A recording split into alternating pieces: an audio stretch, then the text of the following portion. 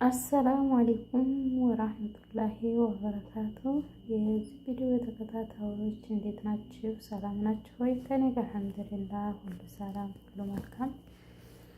እንግዲህ ያው ዛሬ ብቅ ብያለሁ ማለት ነው። ለዚህ ቪዲዮ አዲስ የሆናችሁ ላይክ፣ ሰብስክራይብ፣ ሼር እያደረጋችሁ እላለሁ ማለት ነው። እና እንዴት ናችሁልኝ? ከኔ ጋር አልሐምዱሊላህ ሁሉ ሰላም ነኝ። እንግዲህ ስኬታማ ለመሆን ምን ማድረግ ይኖርብናል የሚለው ላይ ይሆናል ማለት ነው። የሰው ልጅ ስኬታማ ለመሆን 5 ነገራቶች ያስፈልጉናል ማለት ነው።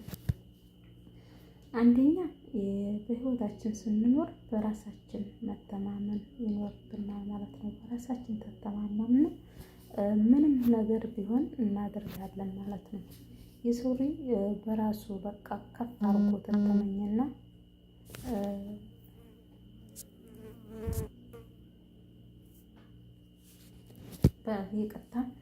በራሱ ከፍ አድርጎ ስኬታማ እሆናለሁ ብሎ ራሱን ዝግጁ አድርጎ በራሱ ተማምኖ ተተነሳ ማንኛውም ሰው ስኬታማ የማይሆንበት ምንም ነገር የለም ማለት ነው።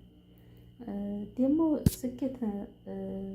ስኬታማ ለመሆን ራሱን ዝቅ አድርጎ የሚመላከት አለ ማለት ነው። የሰው ልጅ በህይወታችን ስንኖር በራሳችን ነው የምንወስነው። ከፍታም ላይ መውጣት የምንችለው በራሳችን ነው። ዝቅም ብለን መኖር የምንችለው በራሳችን ነው። ስለዚህ በራሳችን መጀመሪያ መተማመን፣ ብቁ መሆናችንን በራሳችን ማመን ይኖርብናል ማለት ነው። በራሳችን ተተማመን ምንም ቢሆን ወደ ኋላ ብለን የማንልበት ነገር አይኖርም ማለት ነው። እንደገና ደግሞ ዝቅተኛ ሆኖ መኖር የሚችሉ የተመቻቸ ህይወት ሆኖ ምንጊዜም ዝቅተኛ ሆኖ በቃ አልሐምዱሊላህ ይበቃኛል፣ ተዚህ ተመችቶ ህይወቴ መውጣት አልችልም ብሎ የሚኖር ሰው አለ ማለት ነው። ስለዚህ በራሱ ያን ሰው በቃ እኔ አልችልም፣ ይህን ነገር ማድረግ አልችልም፣ በቃ ይህን ነው የምሰራው፣ የተለመደው ስራዬ ይበቃኛል፣ ሌላ ስራ መስራት አያስፈልገኝም ብሎ በቃ በተመቻቸ ህይወቱ በዛው ይኖራል ማለት ነው። በዝቅተኛ ህይወት ግን ከፍተኛ የተሻለ ነገር አገኛለሁ ብሎ የተሻለ ህይወት መሰረታለሁ ብሎ ያለ ሰው በሰዓቱ ላይ ብዙ ነገሮች ሊያጋጥሙት ይችላሉ። ብዙ ውጣ ውረዶች፣ አላስፈላጊ ነገሮች እና መውደቅም መነሳትም ይኖራል ማለት ነው። የሰው ላይ ለውጥን ለማሳየት ይወርቃል፣ ይነሳል፣ ይወርቃል፣ ይነሳል ማለት ነው። ስለዚህ እኛም ማድረግ ያለብን ነገር ቢያጋጥሙን ነገሮች ተቋቁመን ከፍተኛ ለመድረስ እንወስናለን ማለት ነው። ሁለተኛ በቃ በራስ መተማመን ያስፈልጋል።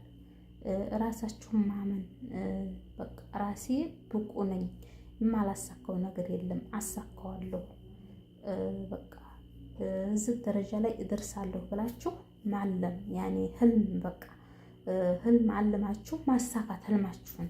መሰለን ስንኖር በስደት ዓለም ላይ ወይት ቤት ሰርቼ የራሴ ቤት ኑሮኝ የሆነ ነገር አድርጌ ብለን ብዙ ነገር እናልማለን፣ ወደ ስደት እናመራ ማለት ነው።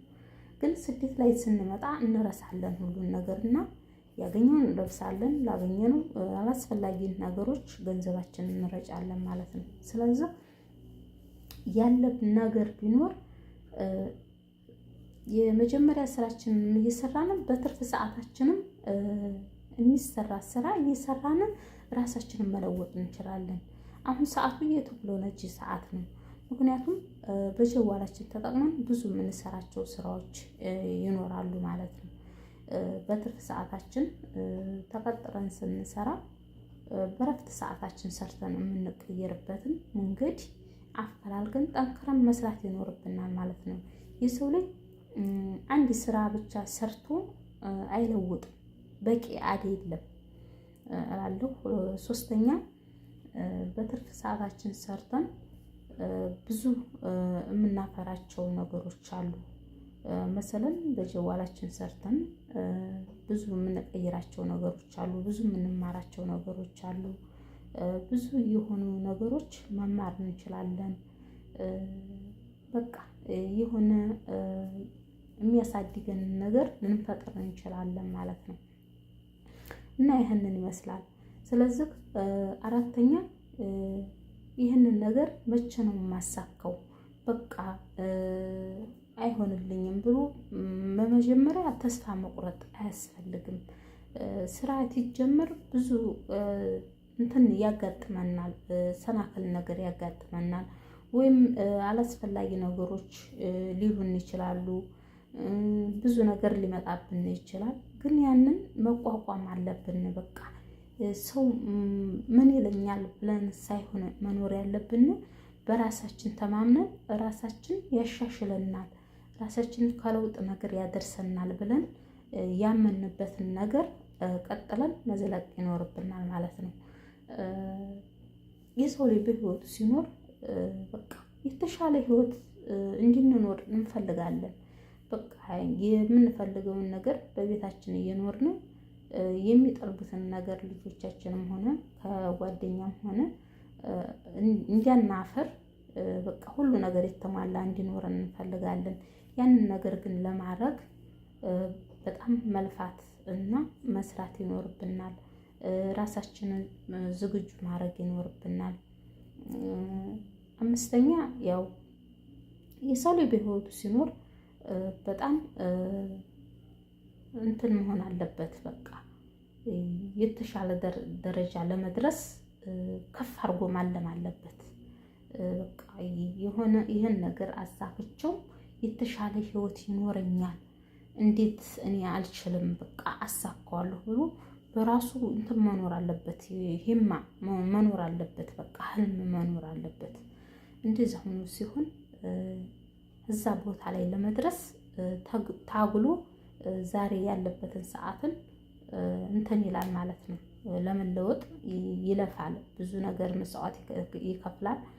ቢወርቅም ይነሳል። እየወደቀ እየተነሳ ህልሙ መድረስ ይችላል ማለት ነው። እና እኛ በስደት ዓለም የምንኖር ሰዎች ብዙ እንሰራለን፣ ግን አላወቅንበትም። እንዴት በቃ የተሻለ ህይወት እንዲኖረን እንዴት ከስደት መውጣት እንዳለብን ምንም የምናውቀው ነገር የለም ማለት ነው። ብቻ እንሰራለን፣ እናጠፋለን፣ እንሰራለን፣ እናጠፋለን። ይህ ነው በቃ ያለን ነገር ማለት ነው። ይህ ግን አግባብ አይደለም።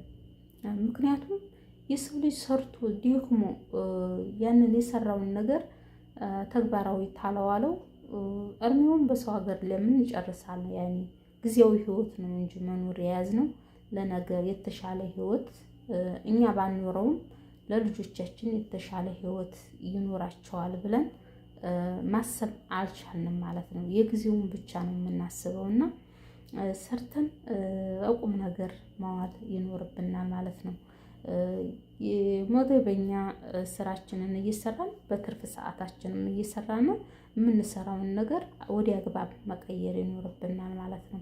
ምክንያቱም ስንኖር ብዙ ነገሮች ያስፈልጉናል። እኛ በስደት ያው እየቀጠልን ነው፣ ግን በቃ ለወደፊት ለልጆቻችን ምን እናስቀምጣለን? እንገኛው በስደት እንዲኖሩ ነው የምንፈልገው?